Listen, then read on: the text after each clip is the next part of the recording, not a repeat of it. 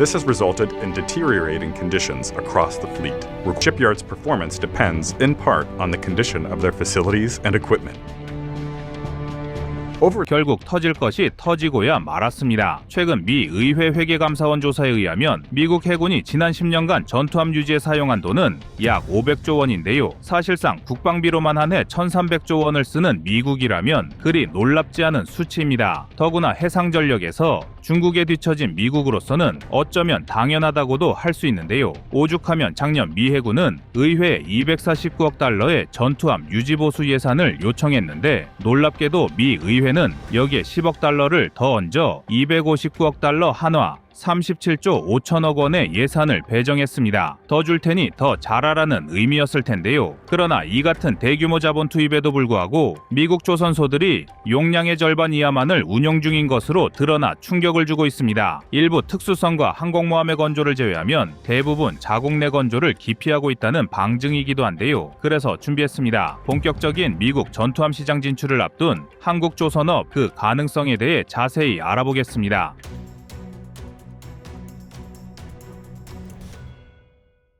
미국의 대표적인 의회 감시 기관인 회계감사원 GAO는 지난 1월 31일 충격적인 보고서를 발표했습니다. 미 해군이 2023년 전투함대를 유지하기 위해 사용한 돈은 배정된 예산의 99.7%인 258억 달러입니다. 즉 배정된 돈은 다 썼다는 것인데요. 그런데 문제는 이렇게 돈은 쓸 만큼 다 썼음에도 미국 전투함 조선소 대부분이 절반 이하의 용량으로만 운용되었다는 사실입니다. 사실 미국 내 존재하는 300여 개의 조선소 중 실제 건조 능력을 갖춘 조선소는 겨우 100여 개에 불과한데요. 그런데 이들 조선소 대부분이 겨우 50% 남짓한 가동률을 보인 것은 정말 충격적인 사실인데요. 영국계 방산기업 BAE 시스템즈가 운영 중인 BAE 쉽 리페어 조선소 역시 절반 정도의 용량으로 운영되고 있는데요. 사실상 이 정도면 일거리가 없어 현상 유지가 어렵다는 얘기입니다. BAE 조선소의 부사장 겸 총괄 매니저 폴 스미스는 작년 5월 8일 제인스닷컴과의 인터뷰에서 이런 상태가 지속된다면 조선소의 인력과 인프라를 유지하는 것이 불가능하다라고 말했는데요. 이와 같은 내용은 지난 1월 16일 열린 미 해군 국가 심포지엄에서 미 해군의 유지관리 실태 보고서에서도 자세히 언급될 정도였습니다. 그렇다면 정말 실제로도 일감이 없는 것일까요? 전혀 아닙니다. 미국 국내 전투함의 평균 연령은 28.3세로 중국과 같은 신흥방산 강국의 2배에 이릅니다. 그만큼 유지보수를 원하는 함정이 많다는 얘긴데요. 더구나 미국의 군수물류 선단은 노후화가 심각해 향후 8년 내 28척이 퇴역을 앞뒀을 정도입니다. 유지보수뿐만 아니라 새로 만들어야 할 전투함도 많다는 얘긴데요. 그렇다면 전투함을 만들 예산도 넉넉하고 유지보수가 필요한 군함도 넘쳐나는데 왜 현장 조선소에선 일거리가 없다고 난리를 치는 것일까요? 미국 조선소의 운영 위기는 여러 가지 이유로 설명됩니다. 우선 전투함 제조와 유지보수에 필요한 기술력 및 인력 부족이 점점 부족해지고 있으며 비용 또한 경쟁력을 잃어가고 있다는 비판을 받고 있습니다. 특히 특수선 및 항공모함을 제외한 일반 전투함의 경우 더 나은 기술력과 경쟁력 있는 비용을 갖춘 한국 조선업체들이 더 선호되고 있습니다. 한국 조선소의 전투함 건조 단가는 미국의 10에서 15% 수준으로 알려져 있습니다. 미국의 주멀특급 구축함을 예로 들면 최근 미국이 주멀특급을 건조하는데 약 10조 원의 예산을 사용했지만 한국은 비슷한 사양의 세종대왕급 구축함을 만드는데 1조 2천억 원을 사용했습니다. 공정의 효율성이나 현대적 설비, 작업자의 숙련도 모든 조건이 한국이 미국을 앞질렀기에 가능한 일이었는데요. 이렇게 납기일이 단축되면 자연스럽게 제조 단가도 줄어들 수밖에 없습니다. 동일 기간 생산 능력도 미국을 압도하고 있습니다. 가령 1만 4천 명의 근로자가 일하는 현대중공업의 경우 울산조선소 내 동열계에선 매년 50척의 군함과 상업용 선박을 찍어내고 있는데요. 하나의 생산 라인에서 다른 종류의 선박을 제조하는 기술 유연성은 미국이나 유럽 조선업체에선 찾아보기 어려운 특징입니다. 최근 유출된 미 해군 정보국 자료에 따르면 미국의 조선 능력은 10만 GT로 한국의 0.9%, 중국엔 0.4% 수준에 머무는 것으로 밝혀졌습니다. 실제로 작년 미국이 이지스 구축함 한 대를 생산하는 동안 한국은 2대, 중국은 최대 12척을 건조했습니다. 일례로 미국 최대 군함 건조 시설이자 최대 해양방산업체 뉴포트 뉴스 조선소의 생산 능력은 현대중공업의 3분의 1 수준입니다. 군함 개발과 건조 기술 세계 1등을 유지하던 조선강국 미국이 이처럼 초라한 길을 걷게 된 것은 높은 인건비와 비효율적인 설비 탓입니다. 입찰 비용은 경쟁국 대비 2배 이상 비쌌고 언제나 납기일은 밀리기 일쑤였습니다. 그리고 미국 조선업을 더욱 망가뜨린 주범은 바로 보호주의 법안인데요. 영세해지는 조선업을 살리기 위해 선택한 법안이 최악의 악수가 된 것입니다. 이런 말도 안 되는 사건들이 한때 지구방위대 세계의 경찰이라 불렸던 현재 천조국 미국의 현주소인 것입니다. 그럼 이런 형편없는 조선 능력이 전투함에만 국한된 것이냐? 그렇지도 않습니다. 미국 경제 전문지 포브스의 특집 보도에 따르면 전 세계 상선 4만 4천여 척 가운데 미국 상선은 200척도 되지 않는다고 합니다. 전 세계 교역량에서 미국 상선이 담당하는 물동량은 1%도 안 된다는 것인데요. 이제 미국의 조선업은 전투함은 물론 민간 상선 분야에서도 완전히 밀려난 것입니다. 불과 10년 전만 해도 미국과 중국의 해상 전력을 비교하는 것 자체가 넌센스였지만 미국이 허송세월하며 벌인 10년의 대가는 너무나 컸습니다. 200년의 영화가 불과 10년 만에 몰락한 것인데요. 그러나 미국 조선업의 쇠퇴는 한국 조선업에 큰 기회가 될 수 있습니다. 한국 조선업체들은 품질과 기술력에서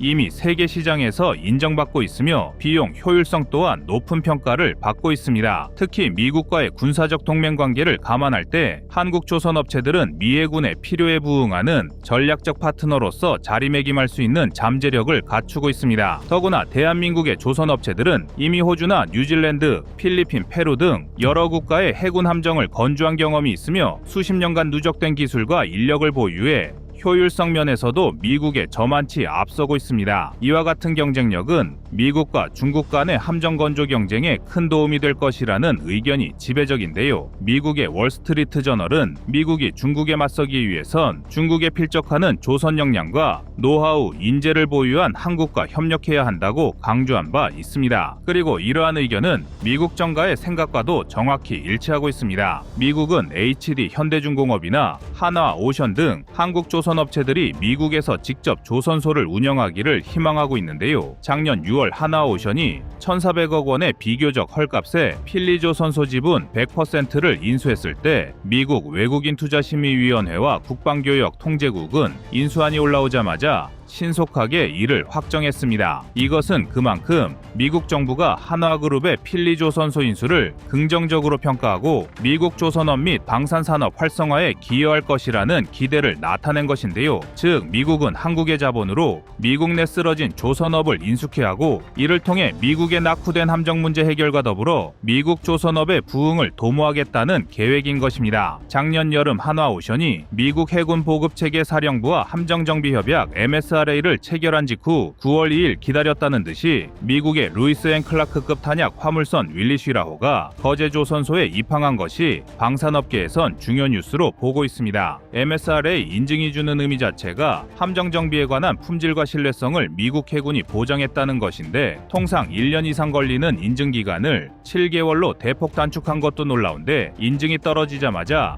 미국 함정이 입항한 것을 두고 미국이 대한민국을 염두에 두고 큰 그림을 그리고 있다는 주장이 나오는 것입니다. 두 국가의 협력이 단순히 MRO 사업만에 국한되는 것이 아니라는 사실이 이제 모두에게 알려졌는데요. 중국이 빠르게 해군력을 강화하며 동아시아뿐만 아니라 태평양 지역 전체에서 영향력을 넓히고 있는 상황에서 미국은 해상에서의 패권 경쟁에서 중국에 밀리고 있다는 경고를 이미 여러 차례 받은 상태입니다. 업그레이드가 필요한 많은 함정을 보유했는데 신규 함정 건조는 언감생심이고 유지 보수와 교체 속도는 갈수록 느려지고 있는데요. 유일한 해결책이 한국과의 협업인 것입니다. 그러나 물론 미국 내에선 이를 반대하는 여론도 있는데요. 특히 미국의 강성 조선소 노조협회는 한국 기업의 진출 유출로 일자리 감소를 우려하고 있으며 일부 군 관계자는 기술 유출을 이유로 한국조선사가 미국 군함을 건조하는 것에 반대하고 있습니다. 때문에 한국조선 업체들은 첨단 기술과 현지화 경험을 바탕으로 미국 조선소와의 기술 협력을 강화해야 한다는 목소리가 높습니다. 또한 일각에선 국내 조선사가 미국 군함을 건조한다고 해도 이것이 실제 수익성으로 이어질지 장담할 수 없다는 우려도 하고 있습니다. 미국 내 높은 인건비와 운영비가 한국 조선 업체들의 수익성에 발목을 잡을 것으로 보이는데요. 때문에 미국과의 공동 투자를 통해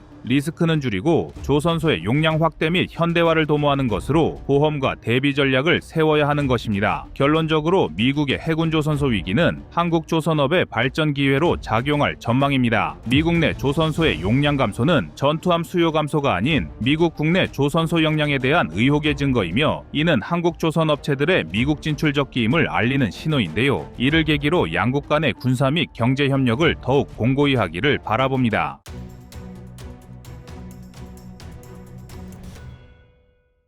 다음은 25년 2월 3일 미 해군 파트너십 영상입니다. 2025년 1월 15일 미국 버지니아주 노퍽에서 열린 연례해군협회 심포지엄에서 함대전력사령부 사령관 쿠들 제독은 주목할 만한 발언을 남겼습니다. 그는 미 해군이 산업 전반에 걸친 공포증을 극복하려면 대한민국과 같은 동맹국과 협력하여 새로운 개념과 계획을 개발해야 한다라고 강조했는데요. 이것은 트럼프가 미국 대통령에 당선되자마자 한국의 선박 건조 능력을 잘 알고 있다. 양국은 선박 수출뿐 아니라 보수 수리 정비 분야에서도 긴밀하게 협력할 필요가 있다라고 밝힌 것과 같은 맥락이라 할 수 있습니다. 이러한 미국 정치권과 군부의 발언은 한국이 미 해군 발전 및 동아시아 안보 환경에서 점점 더 중요한 역할을 맡고 있음을 분명히 보여주고 있습니다. 미국의 이러한 접근은 중국 견제와 자국 조선업 부흥이라는 두 가지 목표를 동시에 추구하는 전략으로 해석되는데요. 이처럼 중국의 해양력 확장과 이에 대응하기 위한 미 해군의 전략에서 한국의 중요성은 날로 커지고 있습니다. 중국은 현재 시진핑의 중화민족의 위대한 부흥이라는 슬로건 아래 해양 강국으로 부상하기 위해 노력하고 있습니다. 중국은 세계 최대 규모의 해군을 보유하고 있으며 2025년까지 약 450척, 장기적으로는 500척 이상의 함정을 확보할 것으로 예상됩니다. 특히 항공모함, 최신형 구축함, 잠수함 등 고성능 전력을 지속해서 확대하고 있습니다. 이러한 군사적 증강은 동아시아에서 힘의 균형을 깨뜨릴 수 있는 요소인데요. 이는 미국과 그 동맹국들의 큰 도전 과제를 안기고 있습니다. 중국 해군은 질과 양 모두에서 미국을 압도하는 능력을 보여주고 있습니다. 민간 선박 분야에서 중국의 시장 점유율은 무려 51%로 이는 군사용 선박의 건조에도 그대로 이어지고 있습니다. 2008년 이후 측정된 중국의 해군 함정 생산 총톤수는 과거 50년간 수치의 약 100배 정도이며 이러한 신규 함정의 70% 이상이 최근 10년간 만들어졌다는 연구 결과는 실로 놀랍습니다. 이는 함정의 평균 연령과도 깊은 연관이 있는데요. 중국 함정의 평균 연령은 약 15년으로 미국의 절반 수준입니다. 더욱 우려되는 점은 미 해군 소속의 수송사령부가 보유한 44척의 수송선박 중 28척이 향후 8년 내 퇴역을 앞두고 있다는 것인데요. 미국은 이를 대체할 계획을 전혀 세우지 못하고 있습니다. 따라서 미국은 해상에서의 중국 위협에 대응하기 위해 동맹국과의 협력을 강조하고 있으며 특히 한국과의 파트너십을 주요 축으로 삼고 있습니다. 쿠들 제독이 언급한 산업에 대한 공포증은 미국의 방산 산업이 새로운 개념을 적용하거나 동맹국의 혁신을 수용하는 데 보수적이라는 점을 지적한 것입니다. 미국은 2024년 유엔 무역개발회의의 통계 기준 세계 조선 시장에서 조선 시장 점유율은 0.1%에 불과합니다. 정말 충격적인 수치인데요. 미국은 최근 10년 동안 1% 이상을 기록한 적이 없습니다. 그리고 미국 조선업을 이렇게 몰락시킨 원인으로 지나치게 자국 산업을 보호했던 각종 규제와 법규가 지목되고 있습니다. 일례로 존스법이 대표적인데요. 법안이 발의된 1920년 당시엔 미국 상선 건조 능력을 구축하고 유지하기 위한 법이었을지는 몰라도 현재는 조선사 간 경쟁의 부재로 기술 경쟁력을 떨어지게 만든 주범으로 지목되고 있으며 미국 조선업의 근간을 흔드는 걸림돌이 되고야 말았습니다. 이에 반해 지난 수십 년간 보호 울타리 전혀 없이 무한 경쟁 체제였던 한국 조선업은 한국 전쟁 이후 수출 위주의 전략을 펼쳐 현재 28.3%의 점유율을 꾸준하게 유지하고 있습니다. 이는 세계 시장의 절반 가까이 차지한 중국의 생산량과 비교하면 큰 격차를 보이지만 기술력과 생산 능력에서 대한민국이 1위임을 부정하는 전문가는 없습니다. 특히 대한민국의 주력 제품이 고부가 선박이지만 중국은 물량 위주의 저가 수주가 대부분입니다. 이는 무작정 배수량만 키우는 게 능사가 아니게 된 현대해전에서 이는 가장 중요한 요소인데요. 일례로 미국은 이미 대한민국의 사례를 참고해 생산 효율성을 높여야 한다는 분석을 내놨습니다. 대한민국 조선업체들이 민간 분야에서 얻은 노하우를 함정 설계와 제작에 적용하여 월등한 성능의 전투 함정을 빠르게 건조할 수 있었다는 건데요. 그게 대한민국의 구축함이 미국의 동급 체계보다 배수량이 더 높으면서도 도입 비용은 저렴한 비결이라는 겁니다. 한국은 지리적, 전략적, 기술적 이점을 갖고 있으며 특히 함정 생산 능력에 있어 미국의 가장 중요한 거점으로 작용하고 있습니다. 14,000명의 근로자가 일하는 세계 최대 조선업체인 HD 현대중공업의 경우 울산 본사에 설치한 10개의 드라이독에서 매년 40-50척의 군함과 상업용 선박 주문을 찍어내고 있습니다. 특히 필요에 따라 군함이나 상업용 선박을 동시에 건조할 수 있는데요. 이 같은 기술 유연성은 미국이나 유럽 조선업체에선 찾아보기 어려운 특징입니다. 더구나 대한민국의 조선업체들은 이미 호주나 뉴질랜드, 필리핀, 페루 등 여러 국가의 해군 함정을 건조한 경험이 있으며 수십 년간 누적된 기술과 인력을 보유해 효율성 면에서도 세계 최고 수준을 유지하고 있습니다. 그 때문에 미국은 HD 현대중공업이나 한화오션 등 한국 조선업체들이 미국에서 직접 조선소를 운영하기를 희망하고 있는데요. 즉 미국은 한국의 자본으로 미국 내 쓰러진 조선업을 인수케 하고 이를 통해 미국의 낙후된 함정 문제 해결과 더불어 미국 조선업의 부흥을 도모하겠다는 점을 새로운 법으로 명확히 밝히고 있는 것입니다. 최근 미국의 국가안보자문위원 제이크 설리반은 자국 내에서 선박을 직접 설계하고 제조해야 한다고 강조한 적이 있으며 때문에 미국이 조선업에 본격적으로 재진입해야 한다고 강조했습니다. 실제로 미국 외국인투자심의위원회와 국방교역통제국은 한화의 필리조선소 인수안이 올라오자마자 1차에서 신속하게 확정시켰다는 사실은 그만큼 미국 정부가 한화그룹의 필리조선소 인수를 긍정적으로 평가하고 미국 조선업 및 방산산업 활성화에 기여할 것이라는 기대가 반영된 결과입니다.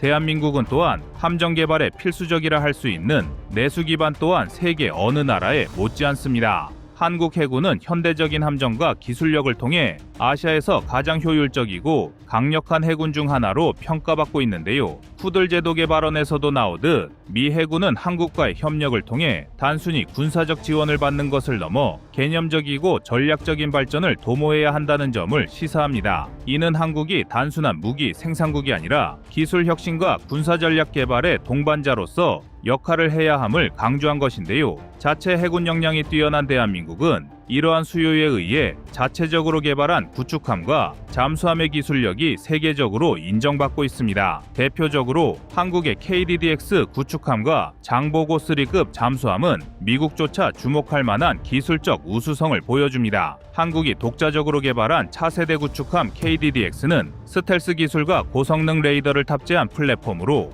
미 해군의 주멀트급 구축함과 비교될 정도로 우수한 성능을 자랑하는데 함정 건조 단가는 미국의 8분의 1 수준이었습니다. 미국이 주멀트급 구축함 건조에 약 10조 원을 썼다면 대한민국은 신형 구축함을 1.2조 원에 완성한 것입니다. 장보고 3급 잠수함 역시 독보적인 잠수함 중 하나로 평가됩니다. AIP 시스템을 장착해 장시간 자망이 가능하며 SLBM도 탑재할 수 있어 전략적 억지력의 핵심 자산으로 떠오르고 있는데요. 이는 중국의 해군력에 대응하는 데 있어 필수적인 능력입니다. 역사적으로 한국은 70년 이상의 동맹국으로서 미국과 긴밀한 관계를 유지해왔습니다. 이 기간 동안 미 해군은 한국과의 연합훈련 및 정보교환을 통해 중국의 군사 전략에 실질적으로 대응할 방법을 학습해왔는데요. 예를 들어 서해와 동해에서의 연합작전은 중국의 해양력 확장을 견제하는 데 있어 중요한 역할을 하고 있습니다. 중국의 해군력 증강은 단순히 군사적 문제가 아니라